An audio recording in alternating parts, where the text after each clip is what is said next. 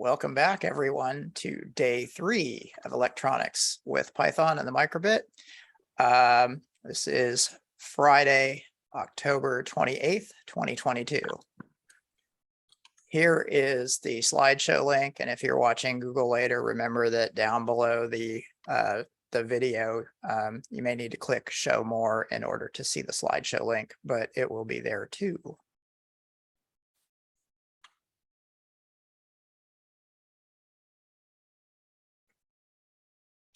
Let's try again, chat.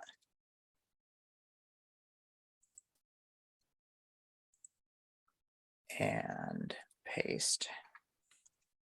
Okay, there it is. Today we're going to experiment with the servo. Actually, I'm adding an item here.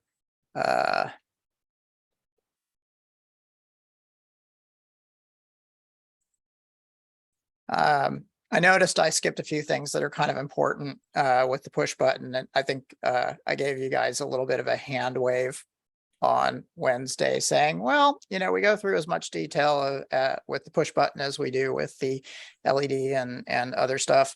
But I skipped a few important points and noticed that this morning. So we will take a look at a few additional things in the push button chapter.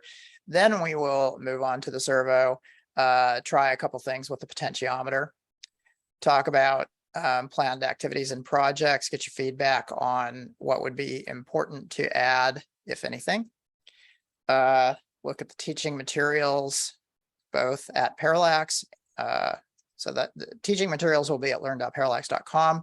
That's what that's referring to. And we'll also take a look at some of cyber.org's offerings. We'll look at some of the other microbit kits and, oh, the old simulator discussion. I was just looking for a simulator email I sent out. We also had a question about identifying resistors for the colorblind. So I'm going to go to parallax.com. There's a chicken and egg issue with doing that with your microbit kit. You can certainly measure resistances, but you have to at least identify one resistor correctly. So my recommendation would be to start with a multimeter.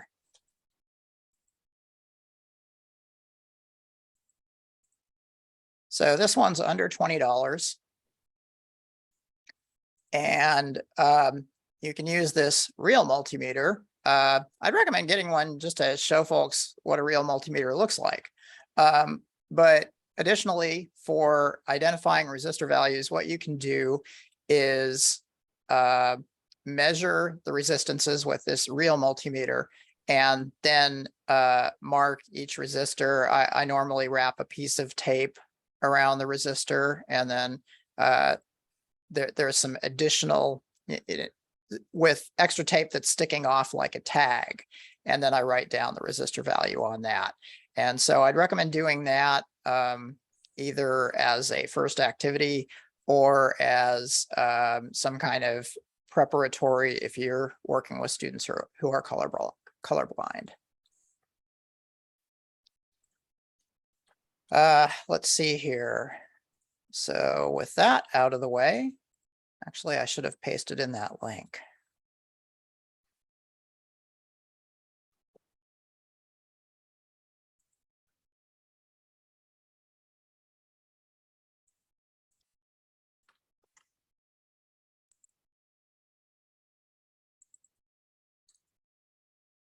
Getting off to a banner start here. Paste. Okay, so that's the link to the multimeter. And I'll go ahead and paste it in down here as well, so that it's in the slideshow below day 3's list of activities in the speaker notes. Okay, so for homework, we built up or we added the potentiometer here and the servo here, and hopefully you all have the battery pack plugged in but with no batteries. And then the the leads for the meter off to the side. So I want to come back to this because I first want to talk a little bit, as I mentioned, about the push button chapter. So we did a couple of things in the push button chapter. Specifically, we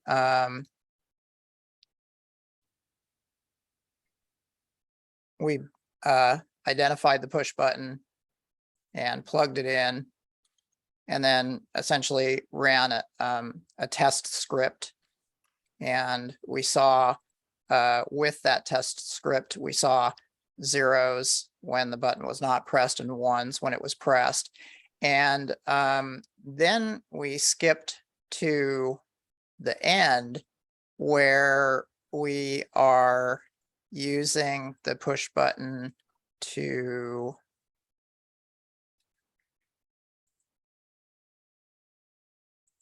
basically cause the lights to rotate either upward or downward. And that was this script right here. So I don't think I need to paste that in. Basically, we jumped from this early stuff right here to button control and this script. And these are linked. So if you want to get here from the slideshow, it'll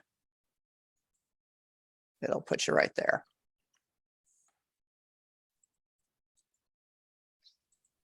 The things I wanted to show you is, first off, how does a push button work? And so when the students add a second push button, so they'll have experimented with the push button, and when they add a second push button, one of the first things they're going to do is, before building any kind of circuit, they're going to run a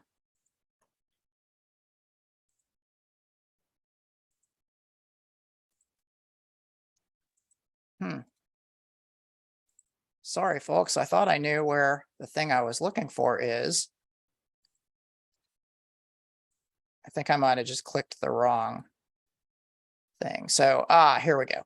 Okay, so they start out by adding a second push button, and this is setting up to build a second push button circuit.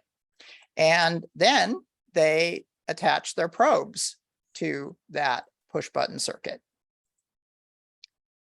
And for the script and tests, we come back to continuity tester. This is the one where if you touch the leads together, or if you plug them into the same row of 5, like on Monday, the continuity tester will beep. And it actually and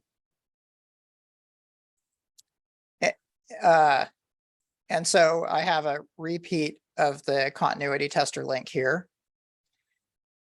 And so what we do in this activity is test the continuity. We have the circuit right here, where you've got the upper row of 5 connected to one of the push buttons upper leads, and the lower row of 5, the probe connected, the black probe connected to the one of the lower leads in a lower row of 5, and a red probe connected to the upper leads of the push button in an upper row of 5. And then this is what it looks like with the schematic. And then the script and tests, what the students do is they download continuity tester again, and they try, first of all, observe that when the button is not pressed, there's no continuity. You're going to get the little circle with a cross through it in the display. And then as soon as you press the button, you will actually see the check mark, and you'll hear the high-pitched beep. And so this is a way of helping students understand that basically when you press down on the push button, it connects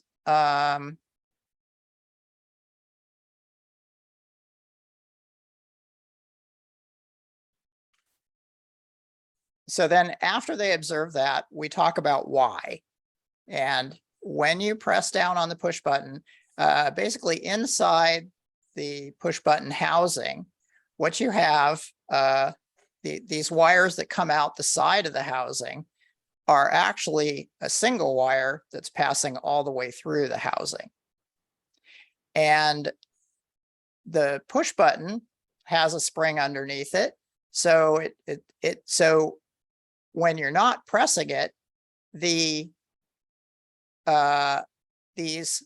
metal strip that's underneath the push button is floating over the leads. And so pins 2 and 3 here are separate from pins 1 and 4. Now, when you press down on the push button, you can see that the metal strip that's underneath the push button touches both of these wires that are inside the push button. And so what that does is 1 and 4 are connected to each other, but not connected to 2 and 3 when you're not pressing the push button. And then when you are pressing the push button, all the leads are connected to each other. So that's why when you go through the continuity test with your test circuit, when you press the push button, even though you're on separate rows here, you still get continuity. And in fact, you could put this red probe on any other row or the black probe on any other row, any of the other 2 rows, and you would still hear it beep when you press and hold the push button. And that's an important piece of understanding. I didn't want students to have the push button be some kind of mysterious thing. So they get to try learning what the push button does, and they get to look inside it. And then when we come back to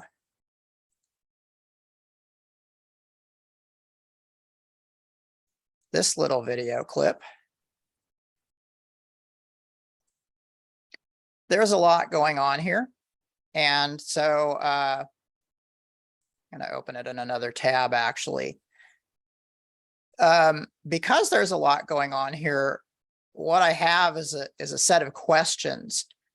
And what this does is it prompts the students to look more closely at what's going on in this diagram, because it's covering, well, it's explaining a lot in a single animation. And so first of all, without the button pressed, when you have a push button circuit, what you have is an IO pin that's an input.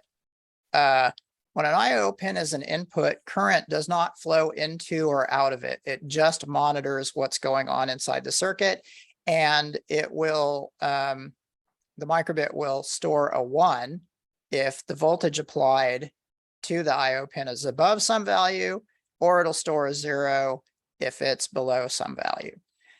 And that's usually 2/3, or 2.2 volts for the above value and 1.1 volts for the below value. Now, because there's no current flowing into or out of the pin when the button is not pressed, basically 0 volts is here at ground, but it's also here at P6. And so we're showing that ground goes all the way over, and that's what P6 senses. Because P6 is not sending any applying voltage or sending current into the circuit, there's no voltage drops across these resistors, because remember, if current's going through because voltage is applied, there would be a voltage across each of these ones. But since there isn't, whatever voltage is here is also here. And so this is what it looks like when it's not pressed. Now, when it's not pressed, 0 volts is applied here. That's below 1 volt. So the microbit stores a 0 corresponding to the P6 pin. And when you say pin 6.read digital, it will return a 0. And if you say state equals pin 6.read digital, 0 ends up in state. Now, when you press it, everything changes. It's a completely different circuit. even though P6 is still listening, not supplying or not supplying any current, not sinking any current, because you press the button, you have shorted or connected rather 3.3 volts to this node right here where the two resistors are connecting. And that's right here. And now there's actually some current flowing from 3.3 volts. It's not going to go this way because this doesn't sink or source any current as a listening, as an input, only as an output when you're turning lights on and off. So the current actually flows through here, through this resistor and to ground. And so there's 3 volts across this 10K resistor, and there's 3 volts here. And because there's no current going this way or that way, there's also 3 volts over here, 3.3 volts, pardon me. And so now, since 3.3 volts is being applied to this IO pin, the microbit stores a 1 associated with that IO pin, and pin 6.read digital returns a 1, which in your script you can store in a variable like state or whatever variable name you decide to choose. And so some leading questions.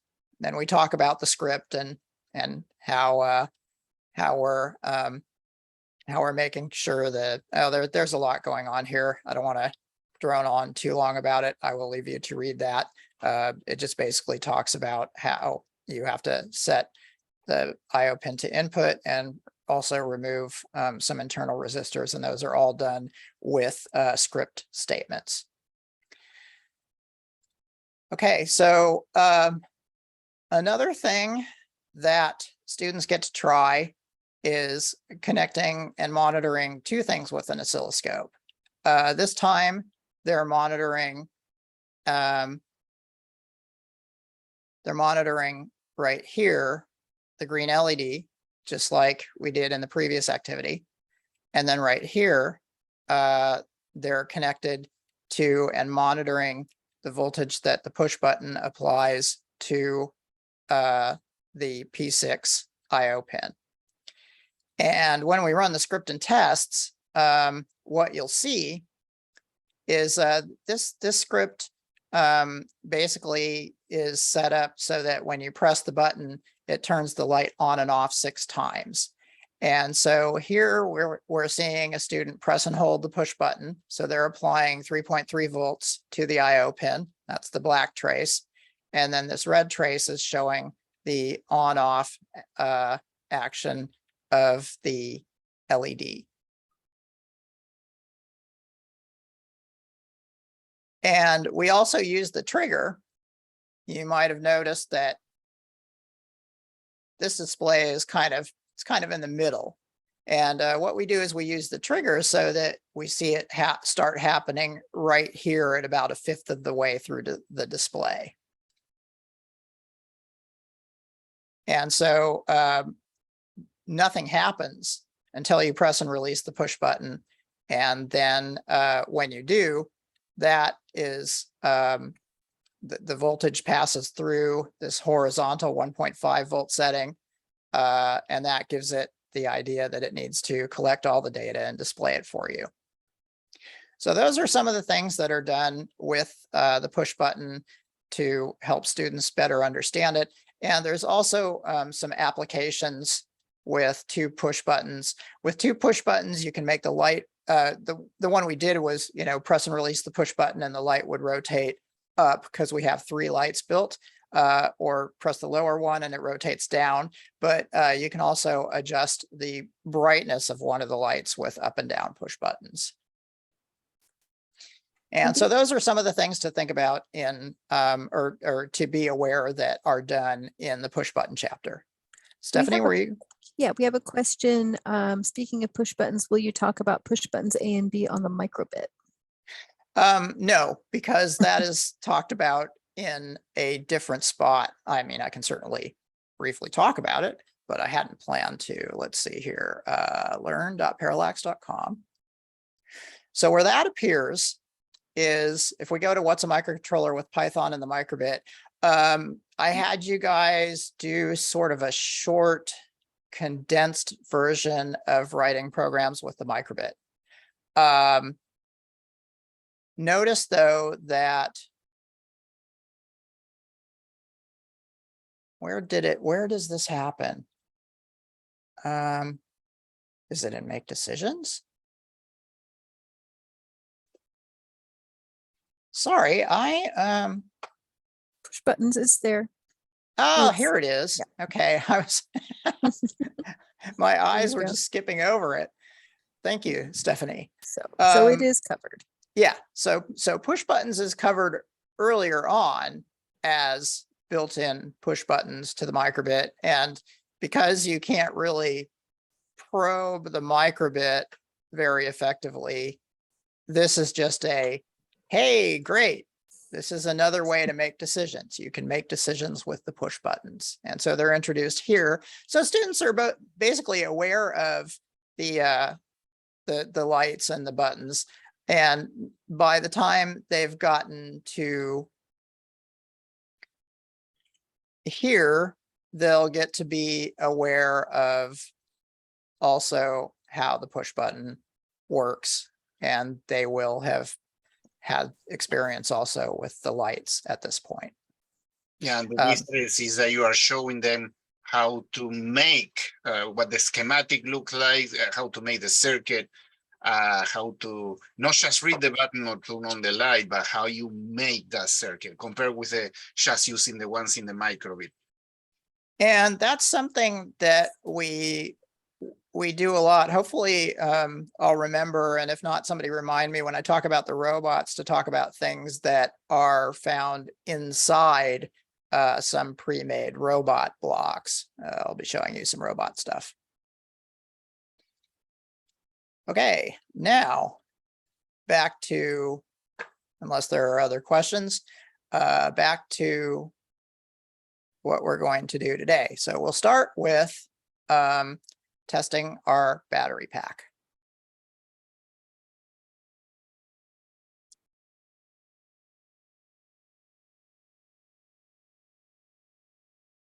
So I had you connected, but we didn't put any AAA batteries in it yet. So we'll be putting AAA batteries in. But before that, what I want to do is I want to set up our voltmeter probes so that we're measuring the voltage across the left and right columns, because this is where the battery voltage goes. The blue stripe always has the system ground connected to it.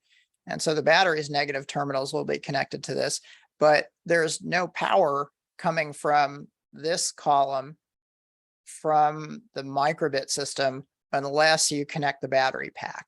And so what we're going to do is plug in the battery pack and then make sure that that we're measuring voltage for the servo. And so here is a page with measurevolts.hex, and I'd like you guys to download and run that in your microbit.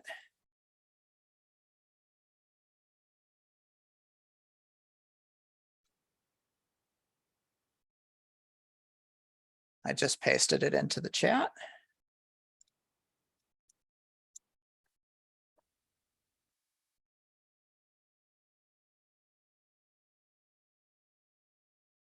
And you want to right click, save link as.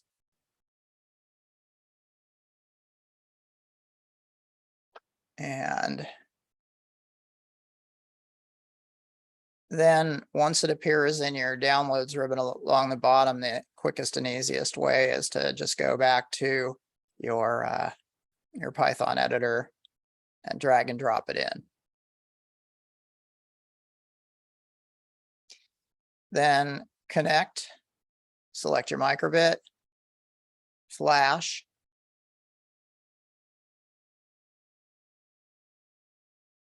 and we'll actually leave it connected because this this example is currently using terminal. We could just as well use the we could just as well change it to Cyberscope, but we'll be doing more with the Cyberscope later. So after flashing, you'll want to hit open serial. And if you get a bunch of extra residual stuff from the previous program like I did, what you can do is just hit close serial and then open serial again.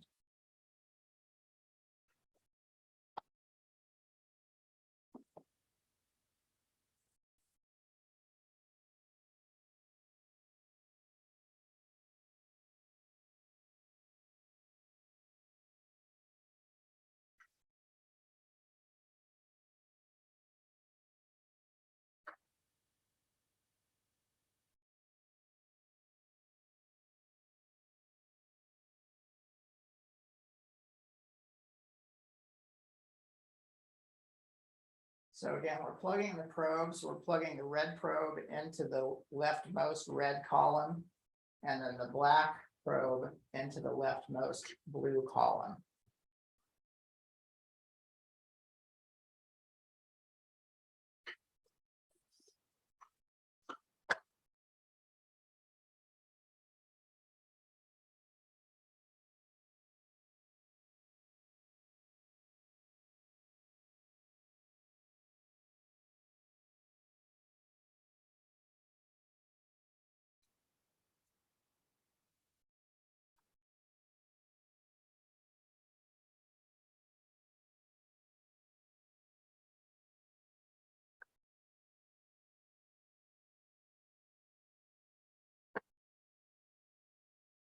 Now, when you do that, we're still actually measuring voltage in the air.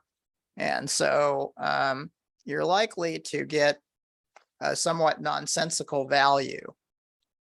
Let me know when you're ready and you're seeing your voltmeter measurement. So give me a okay, 1 thumb up. Thank you. 2, 3, 4. Excellent, excellent. 5.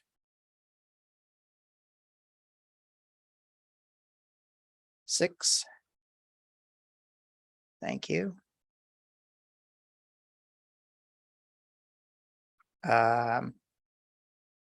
Okay. Go ahead and give me a shout out to hold up if you need some time. Otherwise,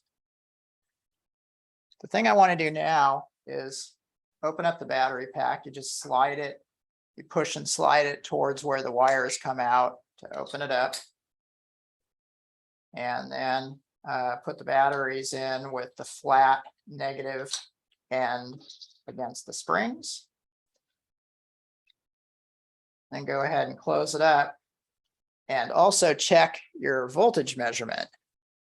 It should be 3.25 is probably as high as you're going to see. 3.25, 3.3. Those are going to be some really, really new batteries. If you're down at 1.3 times 2, if you're down at 2.6, your batteries are probably close to dead and your servo might seem really sluggish.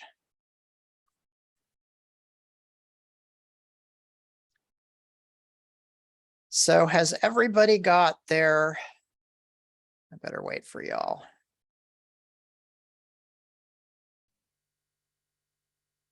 One thumb up, thank you. 2 thumbs up. 3, good job, everyone. 4, 5.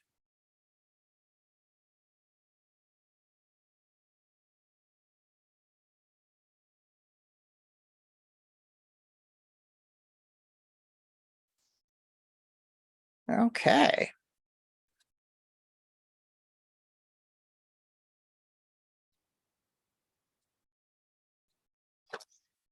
So now this is a really important test if you're building a servo from scratch, and we actually do it before attaching the servo even, is just making sure that the voltage that the servo is going to be connected to is what it needs to be.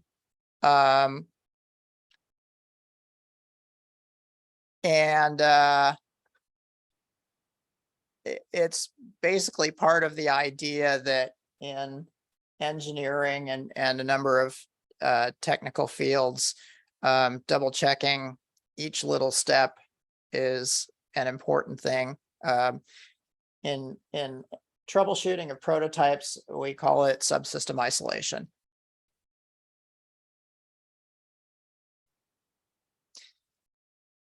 Okay, so now we know our supply is good, and what would happen then is there's lots of material here. We talk about how the microbit gives you 3.3 volts, but the battery pack will give you something between 2.8 and 3.3 volts. And then we introduce the servo, talk about the schematic symbol for a servo will vary, but usually it'll be labeled servo, so that won't be an issue. And the next thing we have the students do, and this is for determining angles, is we want to start by putting this little lever that came in the package with the servos, the single lever. We like this one because it's nice for pointing at what angle the servo is actually turning to. And we want to attach that and then gently rotate the lever until the servo gets to its most clockwise position. After doing so, take the lever, and it's called a horn, by the way. That's the servo terminology for it. Pull the servo horn back up off the output shaft, and then press it back on so that it's pointing just a slight notch below, directly to the right. So I'll show you guys that on here, and I'll start by making sure the servo is somewhere in its range of motion. Okay, so heads up, everybody, this is an important step, so I want to show you how. So here is the servo horn, and I'm going to press it on top of the output shaft and then gently rotate it until I feel the servo, the internal stopper. There's an internal mechanical stopper. Now that is not pointing slightly below straight to the right. It's pointing a little ways above straight to the right. So next step, I'm going to lift it off and then kind of rest it on the little teeth of that final gear until I find a spot that's just below horizontal. And so to test, you kind of gently press against the servo horn, and if it does not rotate any further clockwise, you've got it in the right spot. And I'll be watching you for thumbs up as you've got that completed. One thumb, 1, 2. Oh, you guys are so fast today. 3. It's Friday. Everybody wants to kind of start their weekend, huh?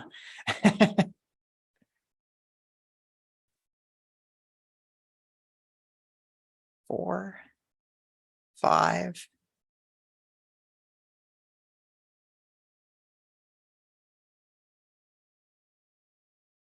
6. Okay, 7. Yes, looking good, everyone. Okay, so now we've got our servo set up, and the first lesson about servos is basically, what does it do? So for that, I'm going to go back to, actually, I'll jump forward to how it works. No, let's see here. Connect and test the servo. I believe that this is it right here. Yes. Okay. So I'm jumping forward a little bit to how it works. The students normally discover this first to get the curiosity going, and then we explain why. It's usually hands-on first and then explanations following. at least for the first example, that just works straight out of the gate before they have to make any changes to their script. So here is a servo. A servo is a device that controls a standard hobby servo controls it will turn to and hold a angular position. I'll show you that in just a second.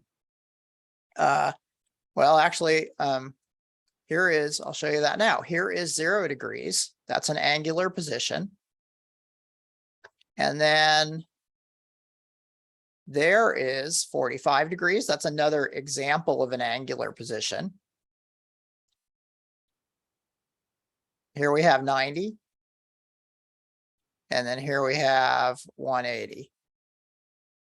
So these are examples of angular positions a servo can hold. Now you may have noticed that there's an oscilloscope looking trace down here.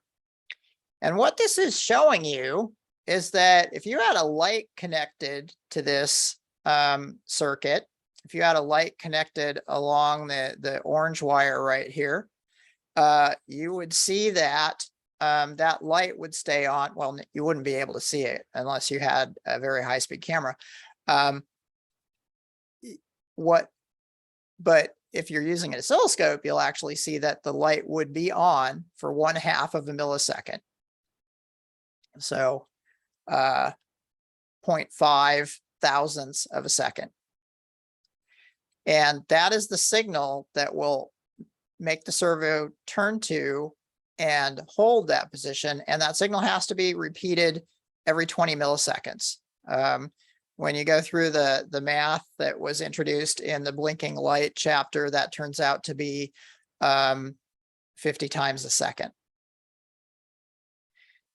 Now, when we're at 45 degrees, that is when the on time that's repeated every 20 milliseconds is 1 millisecond. At 90 degrees, it's 1.5 milliseconds. And by the time we get to 180 degrees, it's 2.5 milliseconds.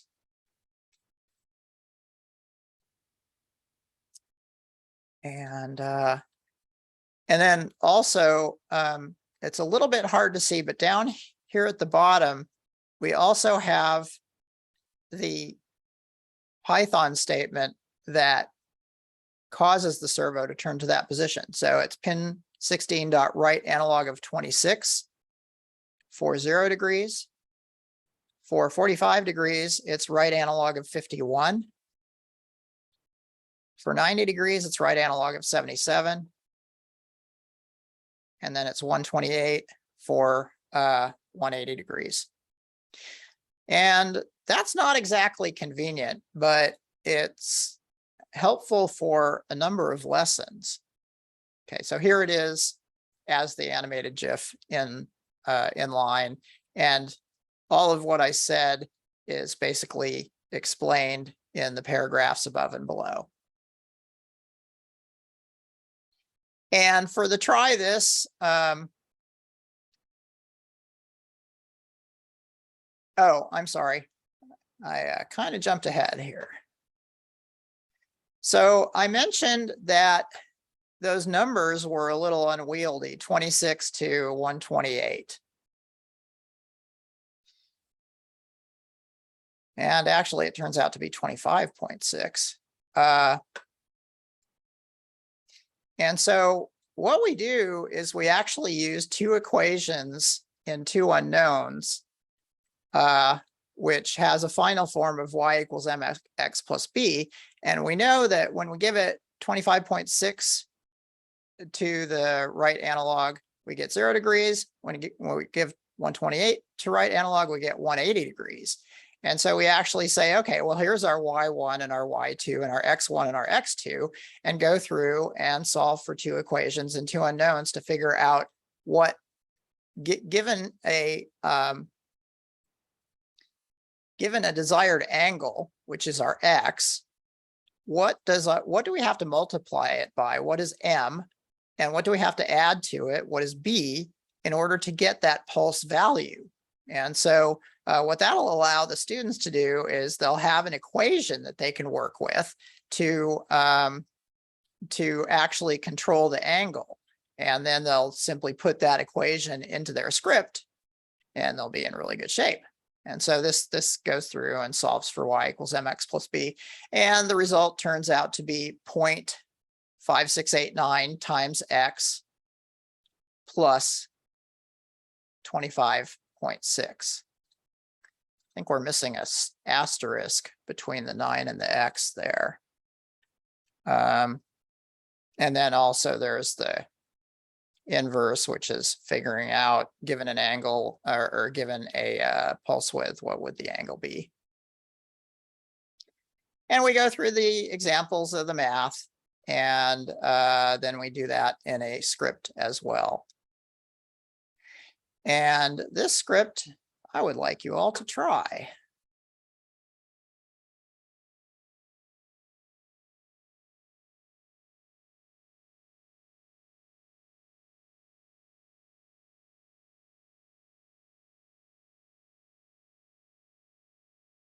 Here it is, terminal controlled servo.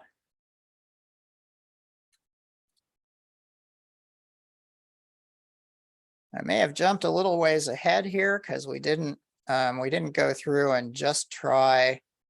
Actually, okay, pardon me. I'm going to backtrack a little bit. We want to do the basic test first. I'm getting way too far ahead of myself. So let's make sure, first of all, that 0, 45, 90, and 180 works before going into using the y equals mx plus b solved equation. We'll get there very shortly, though. Sorry for the delay. Chat.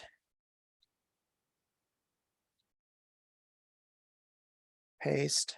There we go.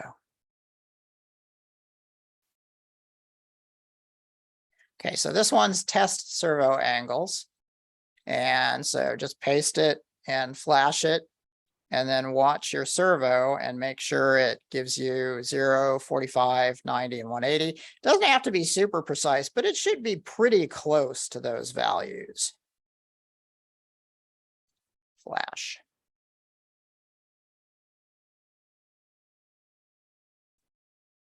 There's 0, 45. These are 4 seconds apart, by the way. 90. It's just a tad off, but that's totally close enough.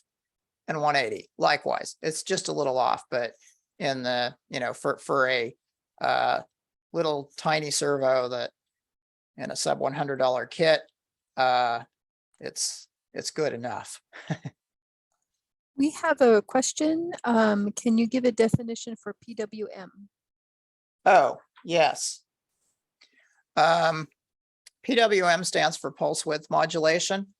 And that's what right analog does, is it applies a pulse of varying width. So I should go back to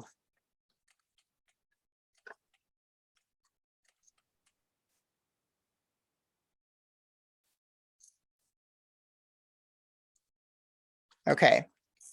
So with PWM, you normally have a fixed interval where an on-off signal repeats itself.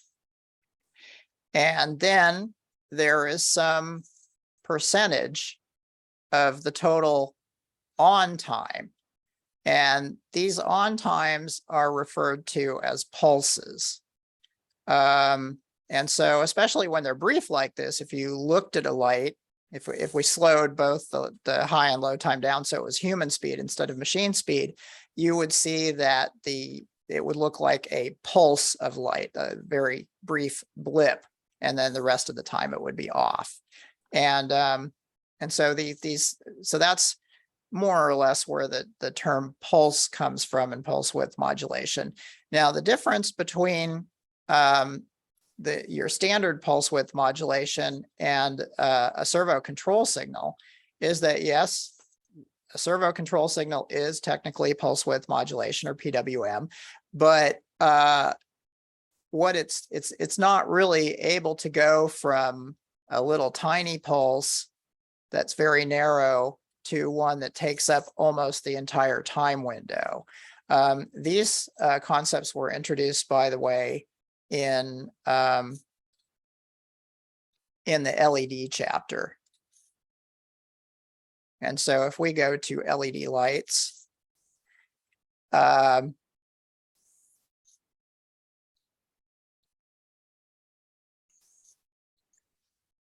on-off signal talks, I believe, in a more fundamental level. I don't remember if we call it PWM here or not. Let me see here. Yeah, so we're not talking about PWM at this point, but everything else that's part of PWM is here. We explain the duty cycle. That's the percent of the total on-off time that a light would be on. And so they're ready to understand it. I don't talk about PWM with servos because it's really a control signal. Underneath, there's pulse width modulation going on, but it's not the same as with a DC motor. A DC motor takes true PWM. Actually, I think I talk about it during the light brightness. Pardon me. We have another question. Yes. A couple of questions. Does it Okay. make any difference whether my battery pack is plugged into my Edge IO instead of my microbit? My battery pack has been stuck in my microbit since I received it a few years ago. Oh, And then how many servos can we control using the Edge IO adapter? So 2 questions. yeah. Okay. I don't really know how many servos you can control. I think you can get several different brightness signals. The same signal that we're sending to our servo started out as setting brightness. So when we on Wednesday did the 1/8 power, half power, full power, this is applying PWM or pulse width modulation to your light. And let's see if I said anything about it here. Whoops. No, I'm not talking about it. I could add that to my list because essentially we've danced around it in several different spots.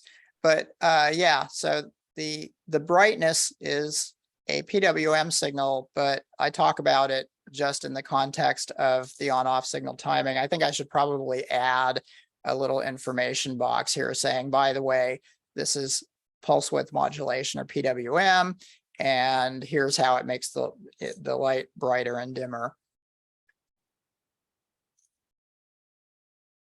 Okay, thanks for asking that. And then how many servos can you run? I have not actually tested it, but I do believe you can run several signals. I know that you can change the brightness of more than one light at once.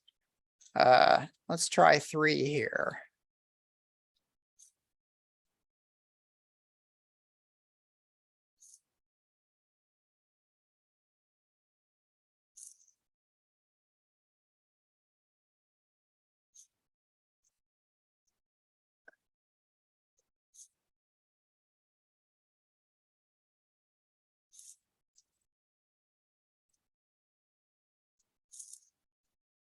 Okay, flash.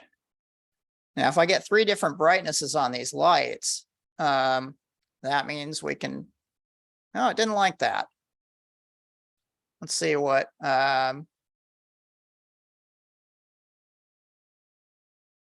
pin 13 isn't defined.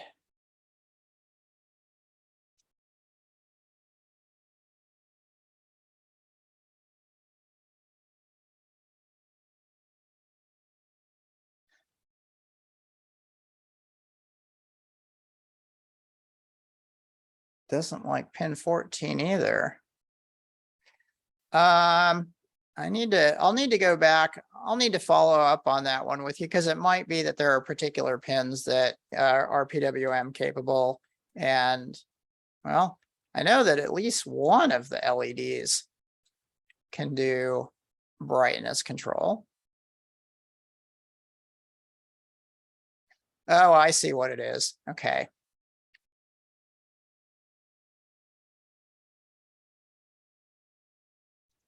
Does anybody see the mistake I made?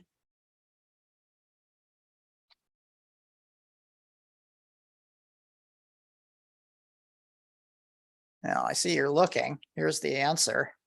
I forgot.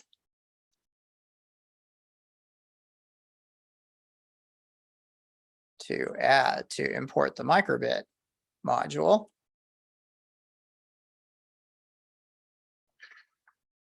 Okay, so it doesn't render that great, but yeah, we're looking at 3 different brightnesses. So you could conceivably control 3 servos, I believe, with the and I'd have to dig into the microbit docs using help to find out exactly how many PWM signals I could deliver at once. Okay, so that was how many servos. Stephanie, what was the third question? Those were the 2 questions. There was a definition of PWM. And then does it make a difference whether my battery pack is plugged into my Edge IO instead of my microbit? Yeah, so the battery pack, yes.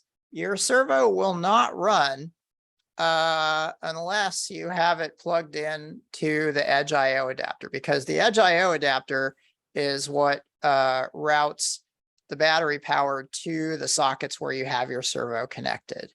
Yeah, so the battery pack is has to be connected to the Edge IO adapter's little JST connector and not the one on the microbit. Yes. Okay.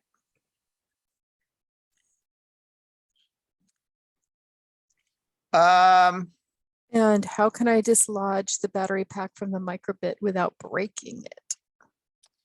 That's a good question. Normally what I do is I use a pliers, but I'm kind of gentle with it. So I'll demonstrate the overall approach I use while unplugging this. First of all, I put my thumb on the JST adapter and actually try to put my thumbnail under this edge of the JST adapter. That way, when I'm pulling, the JST adapter I don't have a risk of having the JST adapter come off as I'm pulling. And normally I would use a pliers, I just don't have one within reach, is a needle nose pliers. And what I do is go back and forth like that as I pull. And again, preventing, applying opposing force on the JST adapter.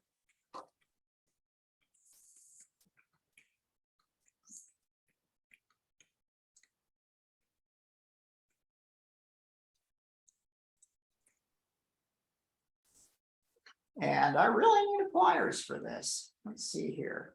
I wonder if this is where the little guys are catching. The question of would There it we be a go. good idea to take the batteries out first? I would kind of say yes. Oh, absolutely. Yeah, sorry about that. If it were the students. Okay, so I just noticed that after trying to get it a little bit loose, I got some visibility of a little opening in these little windows in the JST adapter. And so I put the corner of my screwdriver into one of the windows and then applied more force this direction, and it did come out. And thanks for whoever, or to those of you who said. Wendy recommends that the pliers sometimes squish the plastic, so the Lego tools with rubber protectors work. Ooh, that's a nice tip. Provided a link. Excellent. Thank you. Yeah. And then, yeah, like I said, I now that I've been playing with this for a little bit, I do feel like this method of using the corner of the screwdriver in the, see if it'll, can you see these little windows? There's a window right here. And then another, actually there's 3 little windows. And either of the side windows, when you start pulling it out, you can see the end of the adapter and you can actually put the corner in. And then apply pressure this direction.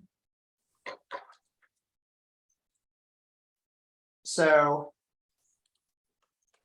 that for me has been doing a pretty good job of removing. Yeah. Yeah.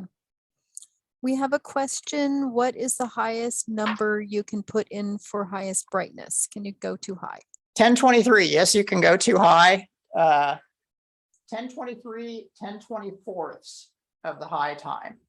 And basically, by default, this PWM signal that's setting the brightness of the lights or the position of the servo, it automatically repeats it 50 times a second. So it's got that built-in 20 millisecond period that that we want already. And we are now at break time. One more parting thought there is Okay. that a reminder from Chad that when removing the plug, don't pull on the wires. Oh, yeah, very good point, Chad. Thank you. I should have said that. You're absolutely right.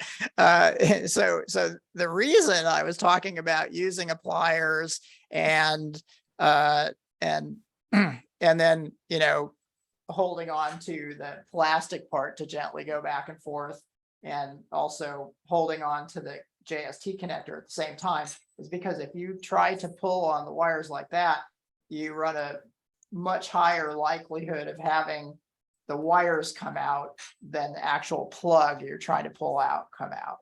So thank you, Chad. Absolutely. All right, and so it is now 3:59. Let's reconvene at 4:05, or rather, I should say, since we're looking at 4 different time zones, let's reconvene at 5 past the hour. I will leave the recording on. Thank you, Stephanie.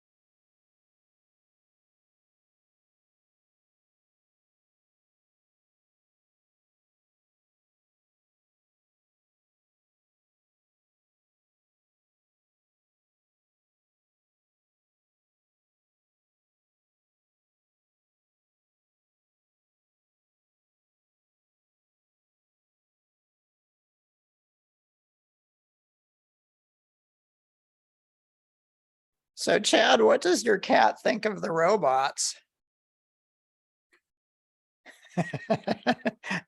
We have several cats and they all sternly discipline the robot when I'm test driving it. They want it to know who's boss.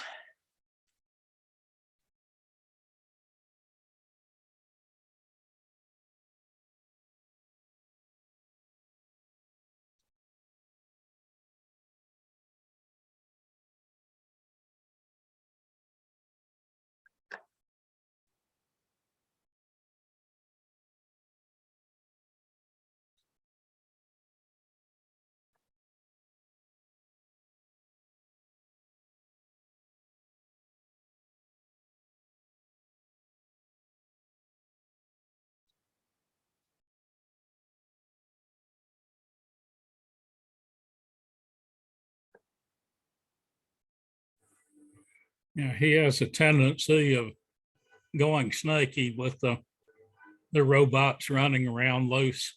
Oh, we have a whole bunch of rescue cats right now, and so there's usually a group of them around the robot, and they bat at it, and if it turns suddenly, they jump away from it and then sneak back up on it.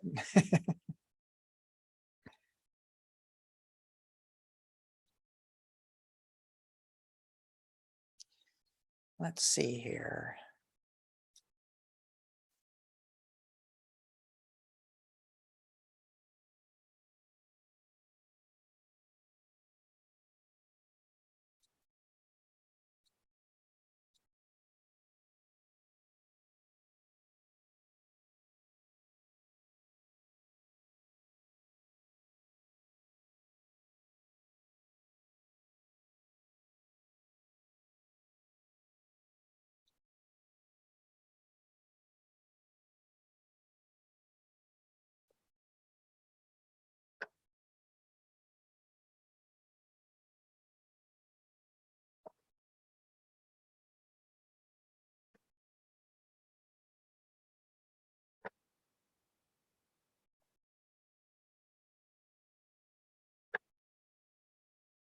Okay, let's resume.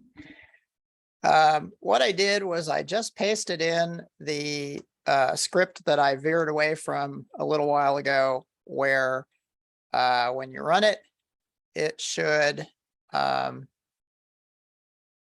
allow you to type degree angles into the terminal. I think we only want to do integer degree angles. So go ahead and copy and paste what I just chatted, terminal controlled servo, and flash it, and then open serial.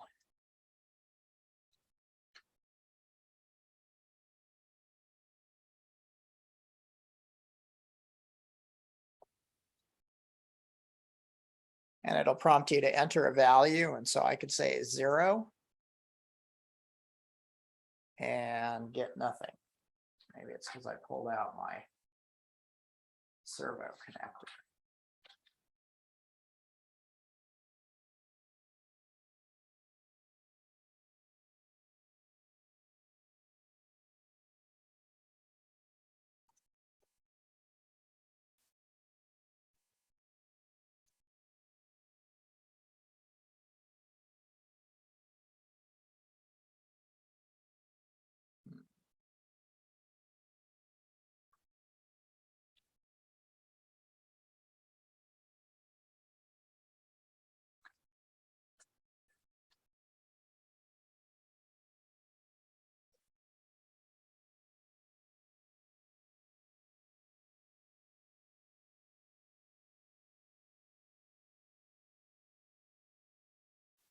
Okay, I gave you the wrong thing. We're not entering angles. This one is just using this one is using 26 to 128.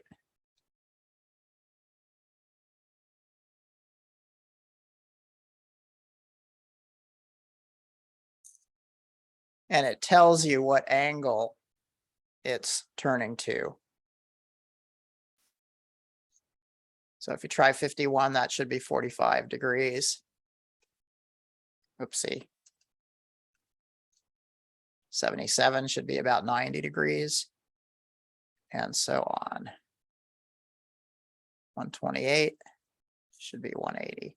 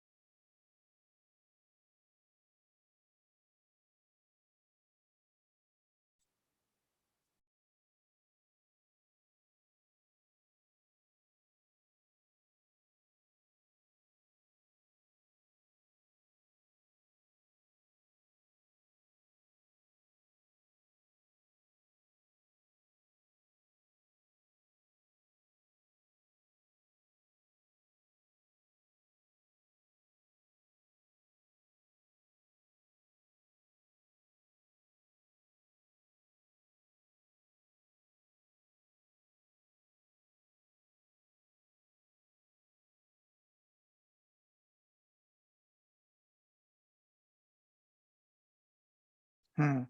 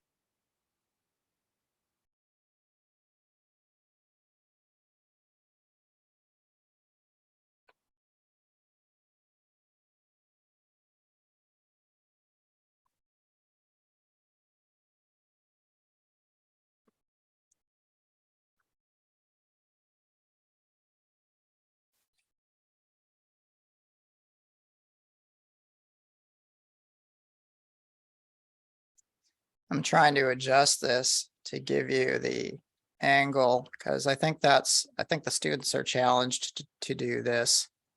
And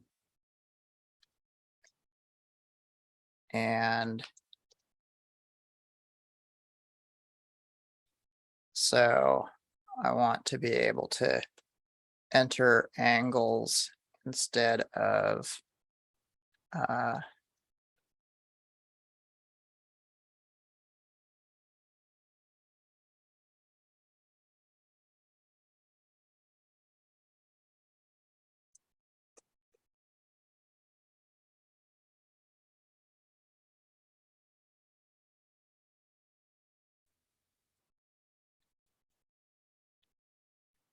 so for those of you who are watching along, do you think I'm on the right track here? It's been a while since I did this.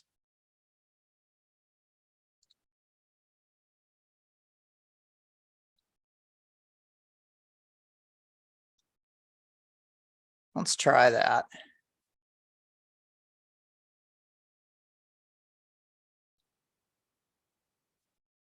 Okay, 90.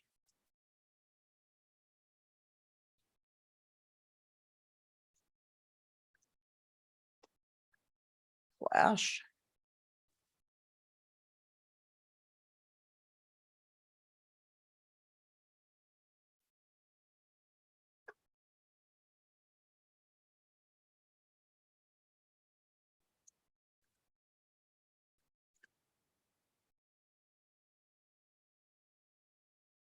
I should be able to paste this into you pretty soon here.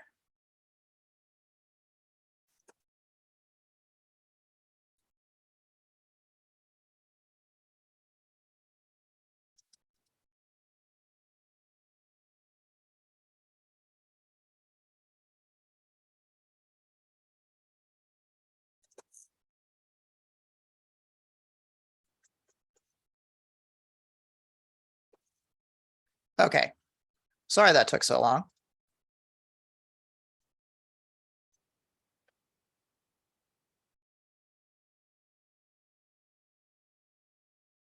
Okay, so here is angular control from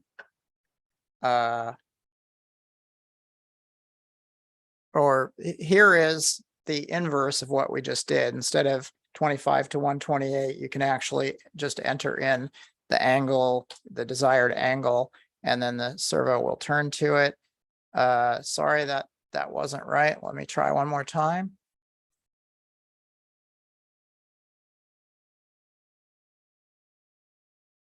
Okay, there we go.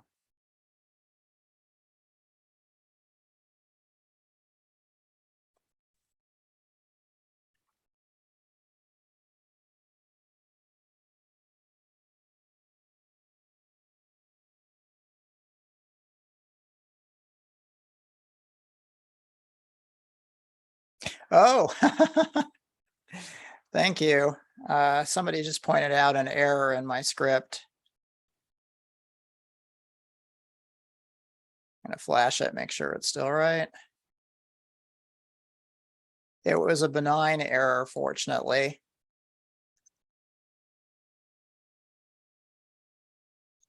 Yeah. It was a benign error, but definitely a functional error because it did not limit the motion. Okay, so I'm posting the corrected one into the. There we go.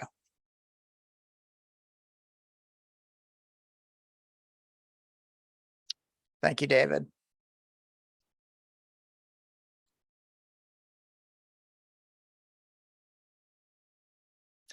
While you guys are doing that, I'm going to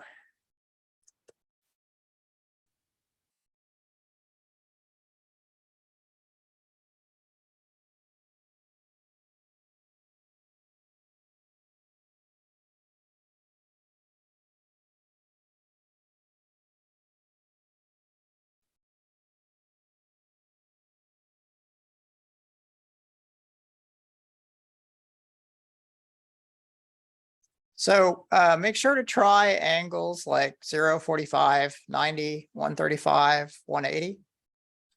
And hopefully with that new script, that should give you some pretty decent angular control. Also, don't do it very firmly with this, but you can try to push the control horn away from the angle that it's holding, and it won't budge because its motors and control system its control system with its motor and gears and printed circuit board are making sure that if you push against the horn, it will push back to maintain, in this case, the 45-degree angle. Okay, so have you got that going? Did it work? One thumb, thank you. Still working on it. 2, 3, okay. 4.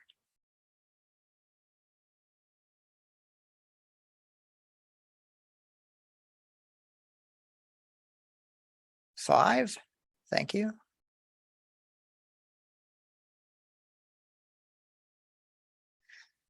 Chat me if you need more time.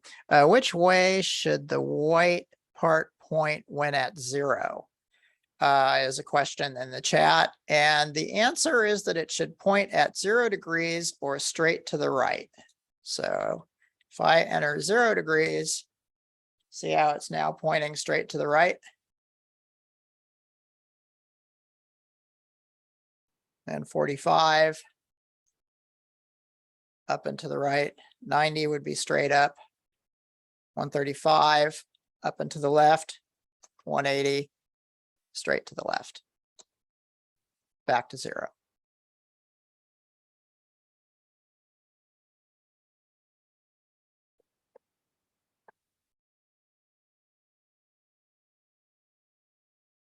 Okay, so next up,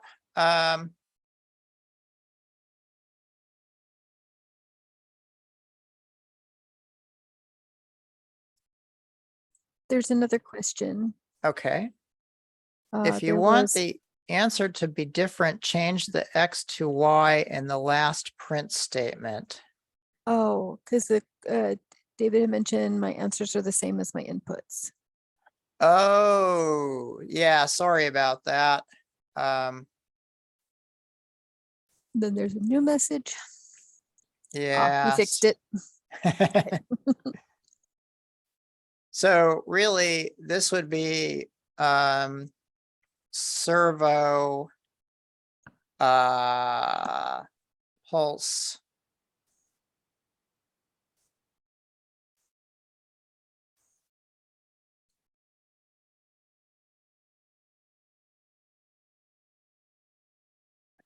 So it's really the servo right analog value. I'll paste in this modified one. That should be Y, right? Yes, it should be. Thank you, Ari. Wait a minute. So we're taking in X. X is an angle. And it's calculating Y as the PWM value or the right analog value. So now hopefully we've got all the bugs out of this. There you go. That's my final answer, unless David or the rest of you catch anything else. Let's try connecting the P2 probe to the P16 row using an alligator clip.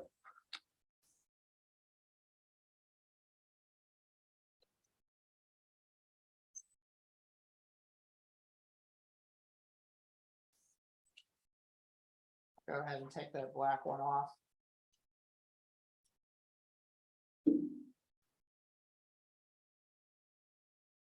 And then got my red probe going to the 3-pin header on P2, and then to the P16 socket up above. And here's a close-up of it.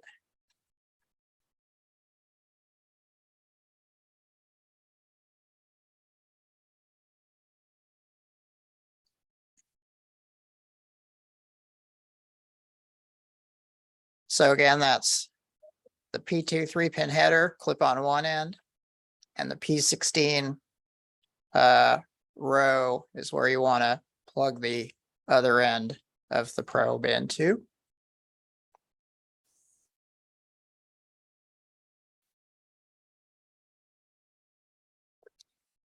And then we're going to run servo plot, and this time we'll open the cyberscope afterwards. So I'm pasting in where to get servo plot. Servoplot.hex. Remember to right click when you download it.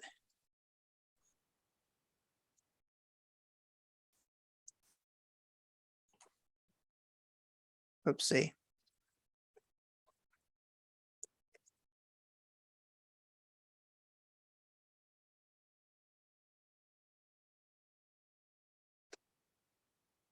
So right click servo plot, select save link as. Accept the name, servoplot.hex. Then go back to your Python editor and drag and drop it into the editor window. If you're not connected, hit connect and flash.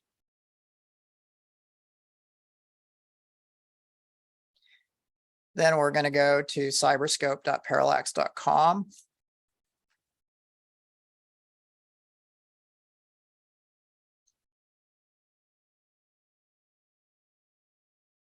I'll paste that in.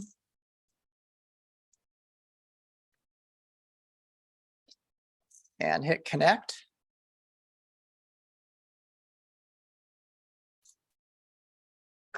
And what you'll want to do is change that time per division from 1,000 milliseconds down to 5 milliseconds.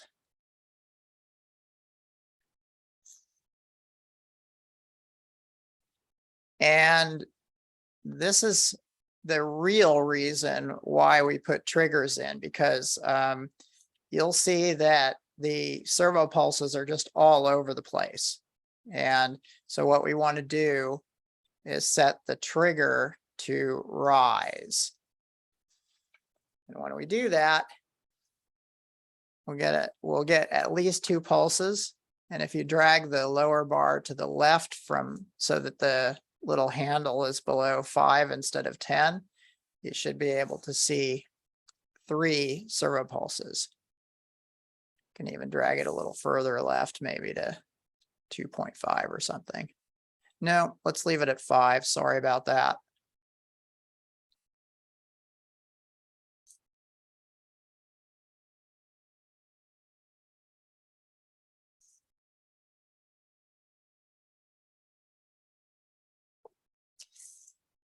So this is an actual measured version of what the little animated GIF that I was talking about earlier. This is actually measuring those pulse durations using an oscilloscope.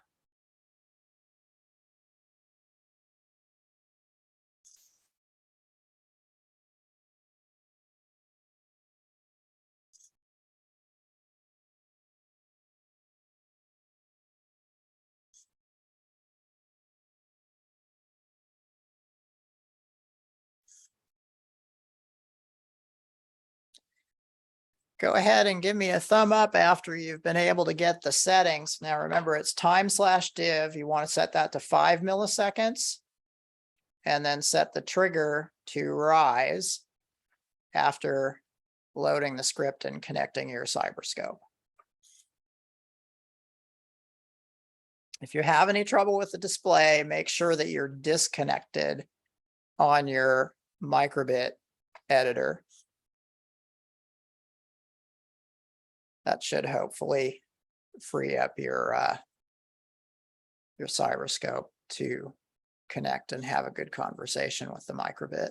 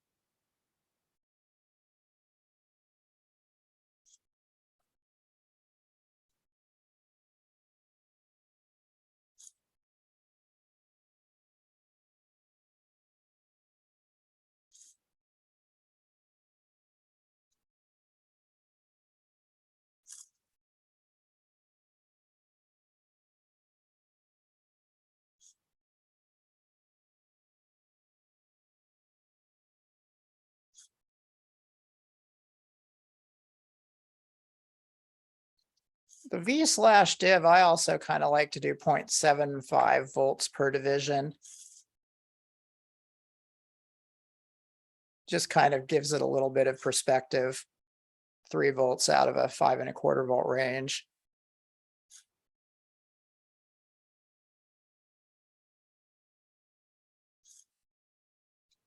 Okay, has everybody got that? Thumbs up, thumbs down, 1 thumb. Oh, hey, way to go. Okay, I'm gonna wait for a few more. That's 4. Well, I have a report of a flat line. A report of a flat line. So that is typically going to be because is the servo moving for the report of the flat line? It's typically you want to make sure that that there's a good solid connection when you're clipped onto the P2. That make sure that the that this 3-pin header is in the same row as P2 on the adapter. Make sure that your probe really is in the P16 row that's sending signals to the servos. Make sure you've got a good grip. If none of that works, just try a different alligator clip wire. So you'd unplug both ends of the alligator clip wire, grab one of the other ones and plug it in there. That should work. That's all I can think of to try.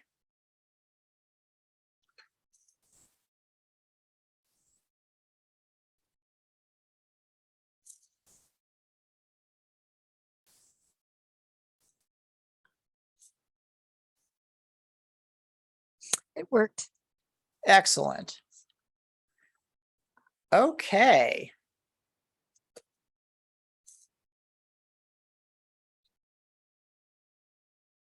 So next up, and if you're trying to do this from home later, so this was the servo position control, and I went through most of these links, and now we're moving on to potentiometer sensing, the hands-on Friday activities. And so I'll tell you a little bit about the pot, try to make this super brief, and we'll try one or two things.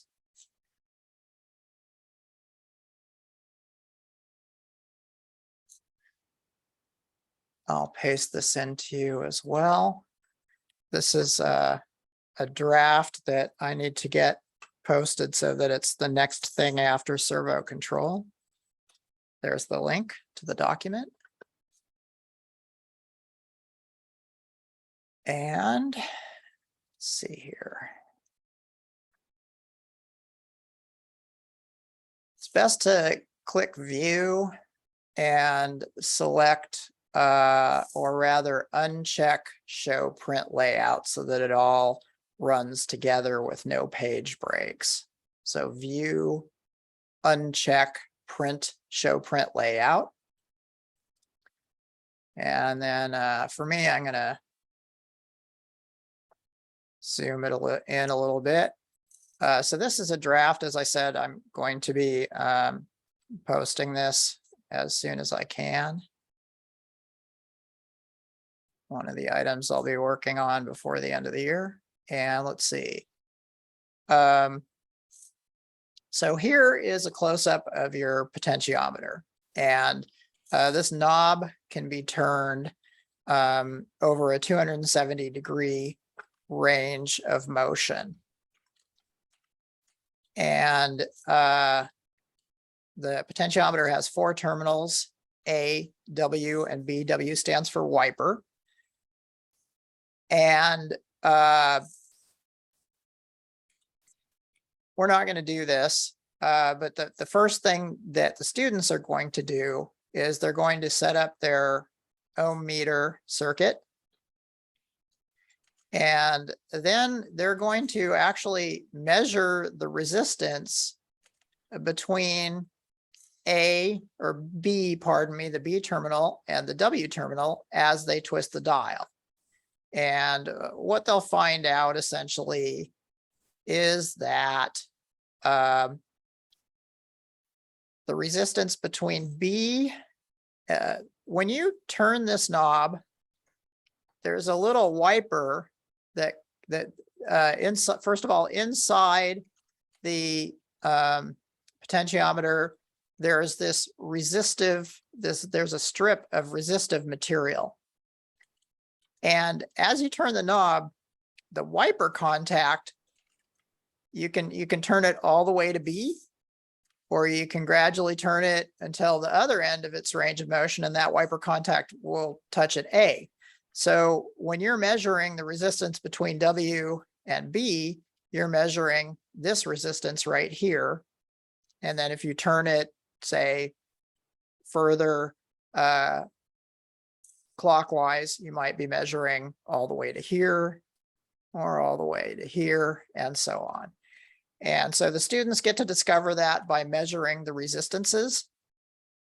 And they also go through and fill out the resistance between W and B, between W and A, and between A and B. And what they find out is that the resistance between A and B never changes. And then the resistance between W and A is 10 kilo ohms minus the resistance of W and B. That's because this is a 10 kilo ohm resistive strip right here. Ah, yes, and so here's an example where we've turned it a little further. And so we have 2 kilo ohms right here. The remaining 8 kilo ohms are going around here. So they get to do that in a hands-on kind of way. After just measuring it on its own, we connect voltage to it and then measure the voltage as it varies on the wiper. And it turns out that you can turn it, when you do this, you'll end up measuring from 0 volts to 3.3 volts, depending on whether you've turned it all the way one direction or all the way another direction. And it goes through the same set of explanations.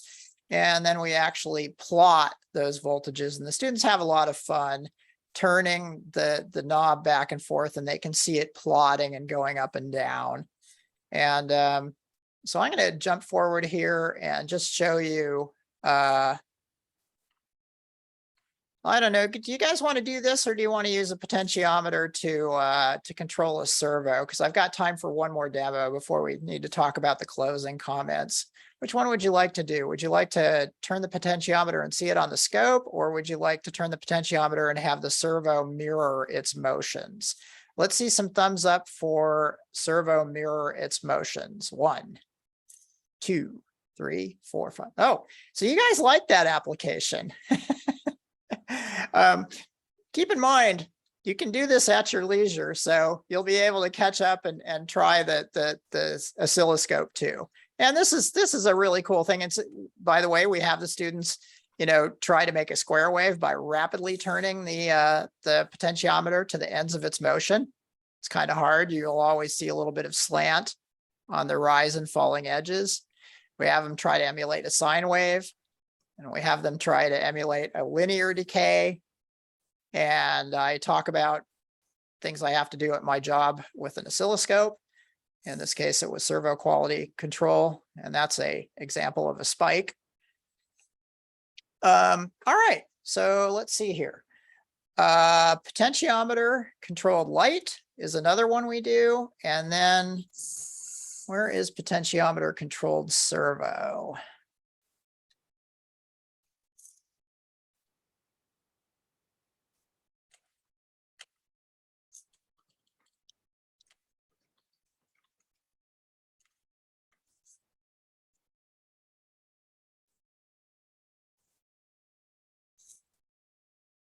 Here it is.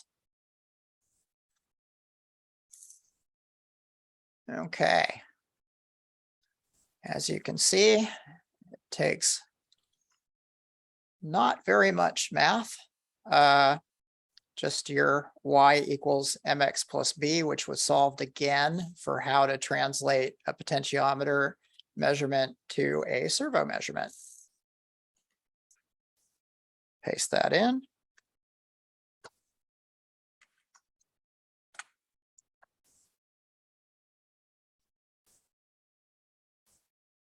Make sure to disconnect your cyberscope. Then go back and connect your Python editor for the microbit before loading the script.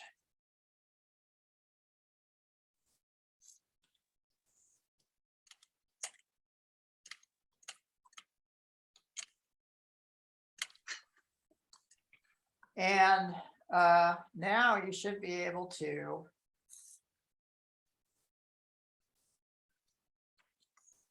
this is kind of fun. It currently goes in the opposite direction. When you turn the potentiometer counterclockwise, the servo horn turns clockwise and vice versa.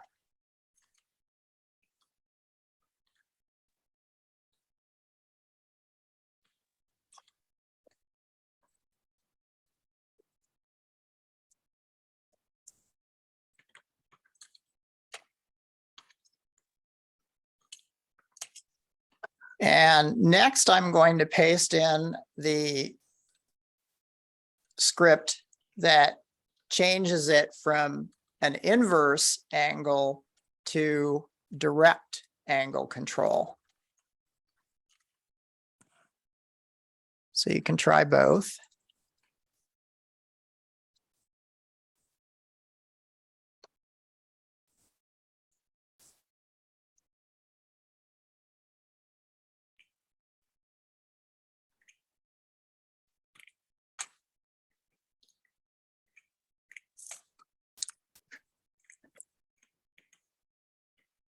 So now as I turn it, Mm. now it's at its clockwise limit. And I'm going to turn it gradually to its counterclockwise limit, and the servo also turns to its counterclockwise limit. A good question. Does the cyberscope have a symbol in an electronic circuit? Sort of. Let me see if I can find it. There is a symbol to show a probe connection, and normally there actually could be a let me see if I can let me bring something up. I'm going to try bringing something up. I just need to locate it. First I'll show you the symbols that we use. P2 and P0. And if I'm connecting them both, and I'll go to push buttons. Is this sense push button presses? Yeah, sense button presses. Okay. So here they are connected. So here's the red one connected to P13, and here's the black one connected to P6. So that's what we do with the schematic symbols for the probe connections. And I'm in my email right now to try to find something.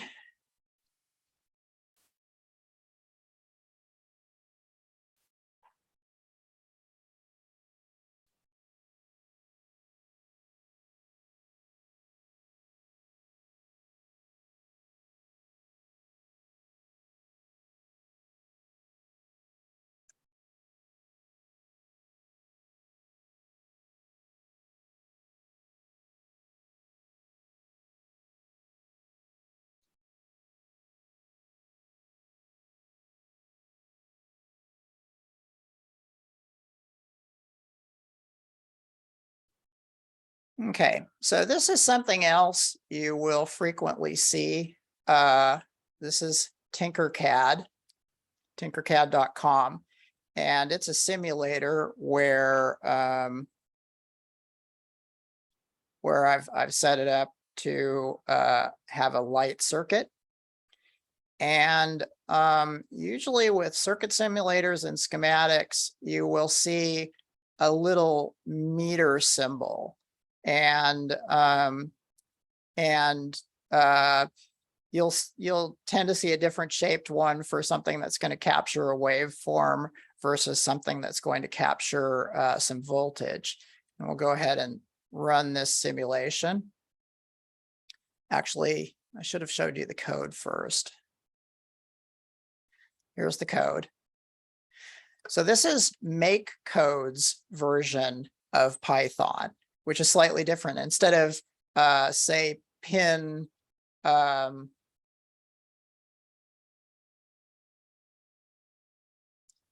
instead of pin 16 over here, MakeCode likes to take their call it digital pin 16 and put it as one of the parameters in their digital write pin function. So it's method.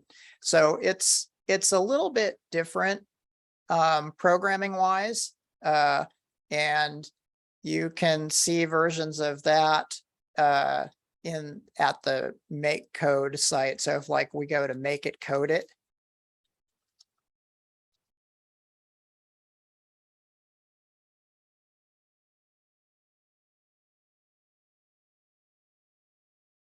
and you could take a look at, for example, the heart, and instead of selecting Python right here, you would select MakeCode,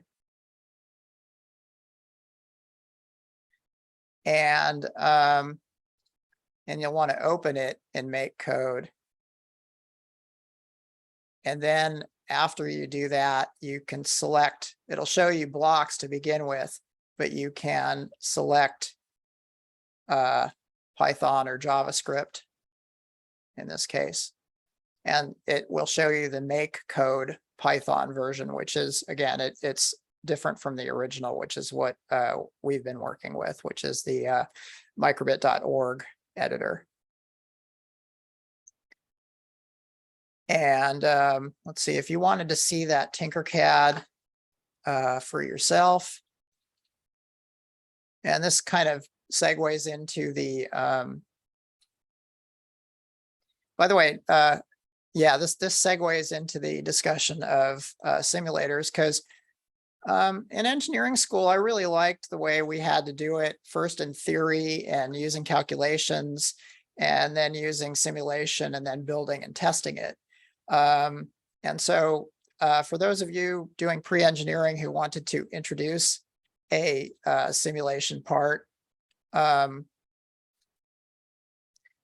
this is a nice little way to do it. And as you can see, it's actually running and showing briefly 2.5 volts and then dropping down to 0 volts as the light turns on and off. Copy and paste. So that is Tinkercad. And it's nice to have the students try at least 1 or 2 examples of that so they can, and you have to sign up for Tinkercad in order to make a copy of this. You can copy it as your own project and build and modify it from there. This is not an official parallax edge adapter. It's kind of a generic edge adapter. And so I made sure to plug it in so that it would behave mostly like a parallax edge adapter.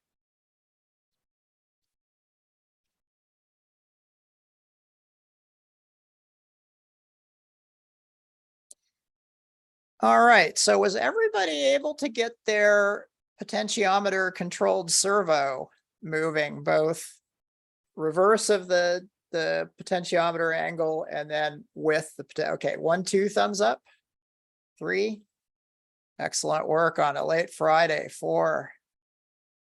I see some of you are still working on it, looks like. Oh, good job, 5. Okay, so let's talk about a few closing things.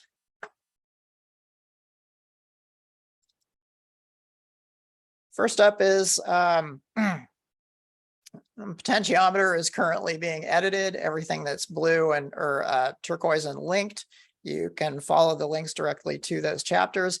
I wanted to do one on AC signals and one on filters as time permits.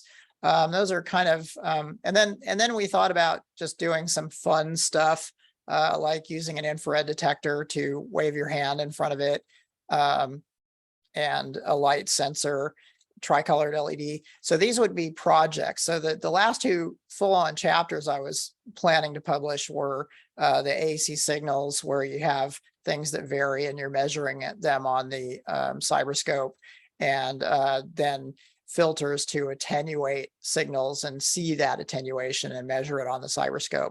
So those were 2 full-blown chapters like the ones we've gone through. And then I wanted to do some projects using these other parts that are in your kit.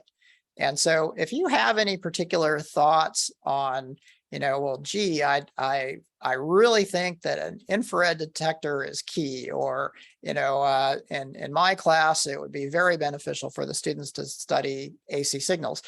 Let me know what your thoughts are on that over email. We'd love to hear from you about it. www.parallax.com is our main website, and that's where you can go to, for example, purchase microbit stuff. And one of the if you go to this web address, one of the things that you will see is the What's a Microcontroller kit. There was an earlier slide on Monday where I also put a direct link where you can search for the What's a Microcontroller kit. Let me see if I can find that.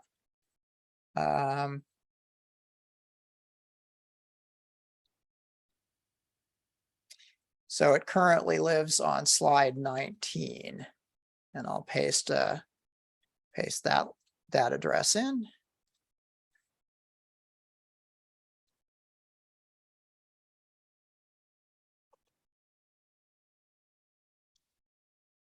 But again, all things microbit or all things parallax and microbit are available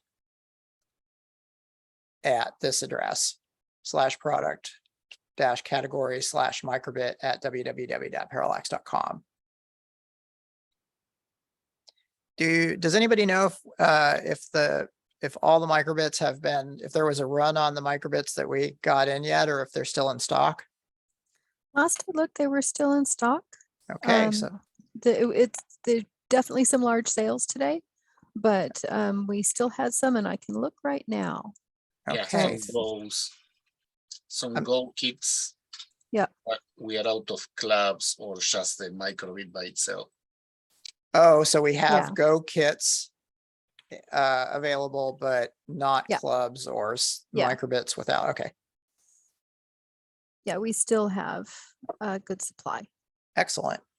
So for those of you who have been waiting, you can go to Parallax and Here, I'll put it in the window. oh, thank you. I was just about to do that. Yeah.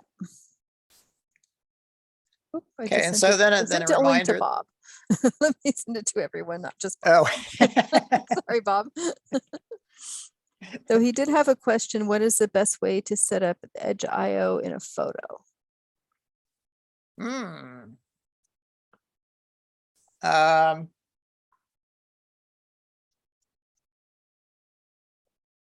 I guess it depends on your goal. I mean, I usually like to have it at a little bit of an angle, like so, because I like to show it in the way that you typically have it in front of you when you're working on it.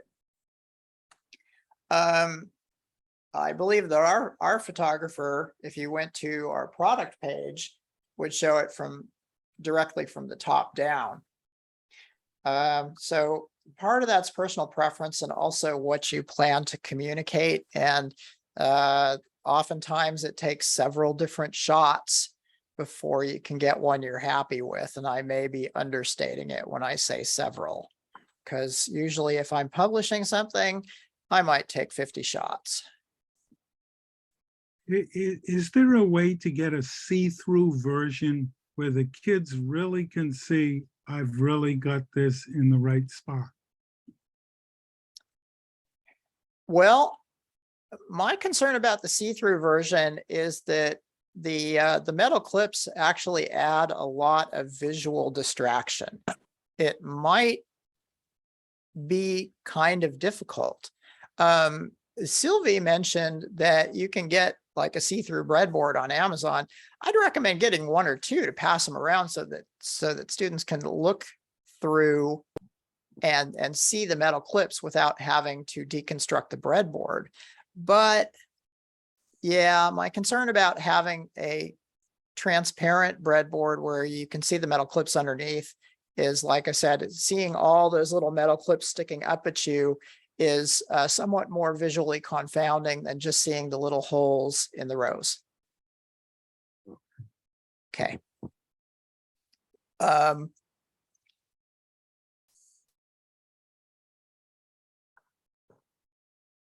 Again, the student resources are right at the homepage of learn.parallax.com. So purchasing is www.parallax.com, and student manuals are learn.parallax.com. And then we also have the educators area, which hopefully is coming up. Yes, it is. I just added a link to the documentation for the BBC or python.microbit.org's version of MicroPython. This is a repeat of an earlier slide where it's the Make It Code It site where there's lots of fun projects with just the microbit. And I did a couple of YouTube videos on resources with just the microbit for education. Here is the educators page. So that's learn.parallax.com/educators. You get there also just by clicking the educators link. So learn.parallax.com, then click educators. And then you can log in, and we sent logins to any of those of you who didn't have it. I'm going to do this off screen here.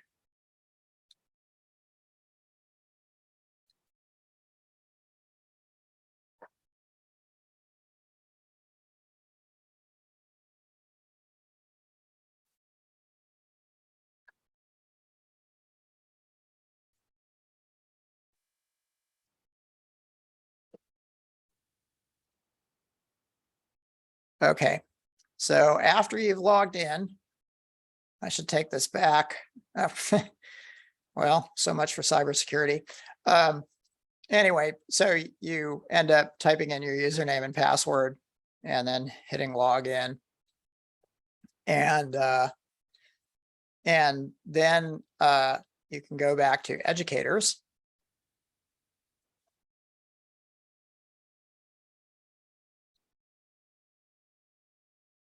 And currently, what's a microcontroller with Python and the microbit is the first entry. And instead of a locked area down here, so we already have things like the slideshow, the cyroscope, the YouTube video recordings, and let's see here. Yeah, so that's it for general resources. There's a teaching strategy guide that's talking about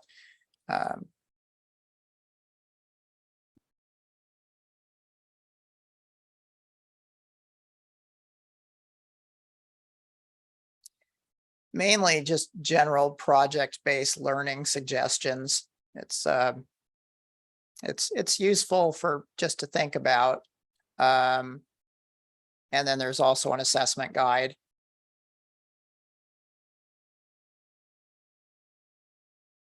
And then most importantly, there are the assessment materials. So there are some worksheets as well as the test bank. So the worksheets are kind of like a bonus. Let's see. Let's do it for lights.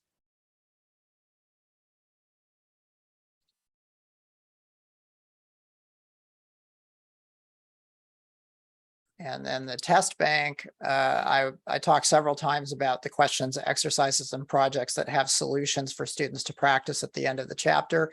This is the other half of those. They're called test banks in as far as their name.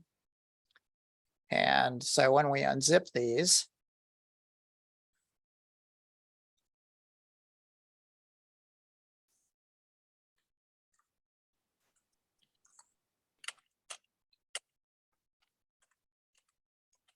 in my Mac, I just double click it. In Windows, you typically right click and select extract all.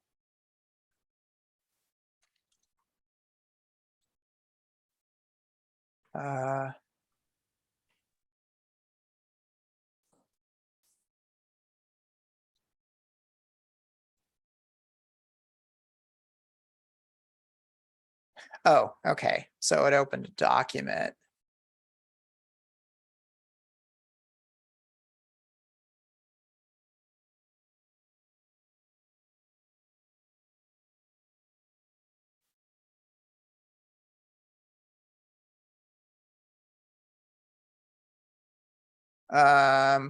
Yeah, so on my Mac, unfortunately, I don't have a way to view Word documents.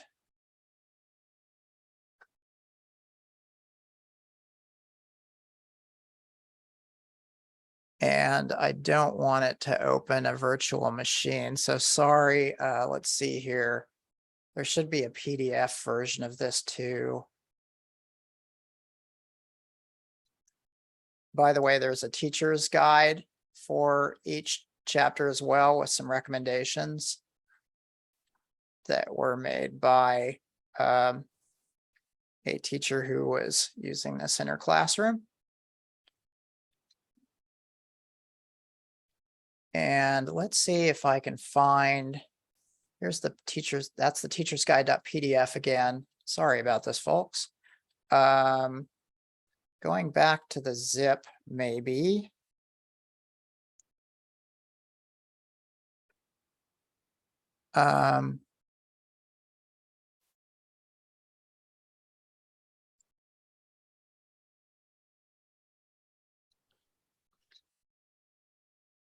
Okay, so the worksheet has a PDF version, and I normally bank on everything having a PDF version. I need to go and look at why we didn't have both a Word doc and a PDF. It may be just that I missed it.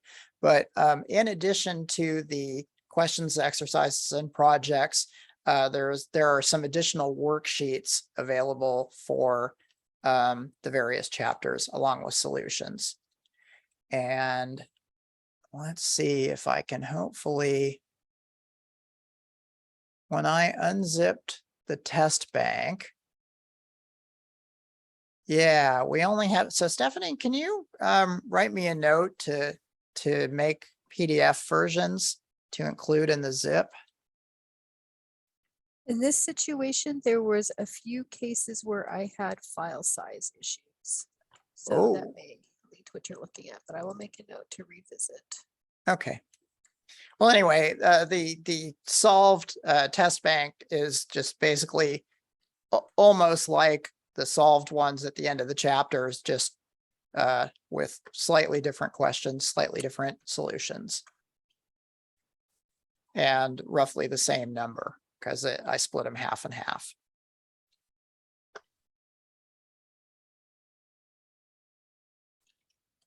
Now, the microbit can also be used in a robot. And one of the nice things about a robot is that it can give you, as the electronics kit does, the robot can give you a somewhat different and unique look at the cause and effect between the script that you write. It gives it a physical outcome as opposed to a breadboard outcome or on the screen outcome. And so in this case, you can start with a maneuver that makes it go forward and turn right. And then the computer science lesson comes into play using a for loop and having it go forward and turn right 4 times in order to complete a square. And that's just an example. And there are built-in sensors in the, there are sensors that are part of the kit. And one of them is the whisker sensors, and we also have light sensors and infrared, which is whisker sensors are, by the way, the one where inside the Lego bumper brick, there are basically, if you press an oversized button, then the Lego robot would be programmed to make a turn. These whisker sensors are actually the students get to discover what's inside that bumper brick. And so it's kind of like a next level, just like the LEDs and push buttons that you build on the breadboard are a next level to what's built into the microbit in terms of understanding. There's a light sensor. This is a robot that follows lights. And then infrared, which is like whiskers, except for there's little infrared and visible light flashlights that shine ahead, and then sensors on the robot that will see the reflected infrared when it's in front of when it encounters an obstacle. And then with the microbit, since it has all kinds of nice things like a built-in radio and tilt sensor and stuff like that, what you can do is things like plug in one microbit to the computer here and have that microbit run a program where it gets navigation data from you on the computer, and it will transmit over the radio to a bunch of microbit controlled Cyberbot robots. So here he's typing in the command, and all the robots can listen in on that one transmit frequency. And so they'll all do the navigation sequence that the one person typed in. It's kind of a cool little application, and it leads into cybersecurity lessons as well, because this network is very hackable, and so we do some basic encryption introductions. Here is Parallax contact information. Cyber.org, again, they underwrote part of the development of this, so thank you to cyber.org, and cyber.org thanks you for coming and checking this out. And we thank you as well. And with that, I'd like you all to have a great weekend. We can continue some after discussion and also some tech support if any is needed. For those of you who have plans for after this, please enjoy your Friday night. And I'll look forward to hearing back from you, if not during the after session, over email, if you have any suggestions or comments. Thanks again for coming, and let's go ahead and end the recording, Stephanie. One last word, all of you who stuck with it, I am sending out certificates reflecting the workshop time and homework time. So we'll look for that in your email.